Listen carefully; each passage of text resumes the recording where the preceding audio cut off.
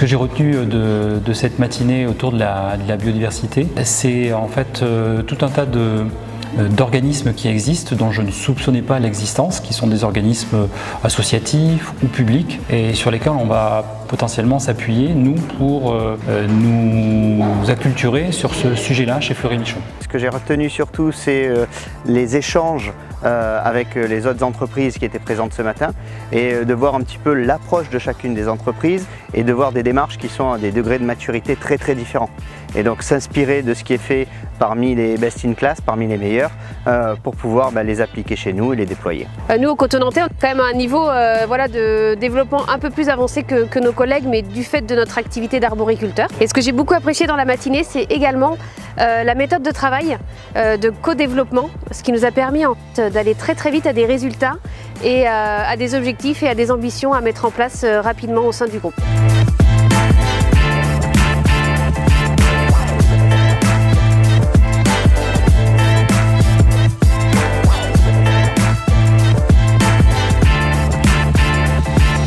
Cet après-midi, on a abordé le microbiote intestinal qui est un véritable organe à part entière. Moi, je crois comme conseil, ce qu'il faut donner, c'est effectivement de recommander une alimentation diverse et variée qui va favoriser la richesse et la biodiversité du microbiote intestinal. C'est à nous, en tant que transformateurs également, même si on est sur des produits bio, on doit être aussi garant d'un bon maintien de la santé de nos consommateurs. Parce que ce sont finalement ces métabolites qui vont servir de nutriments aux microbes de notre tube digestif.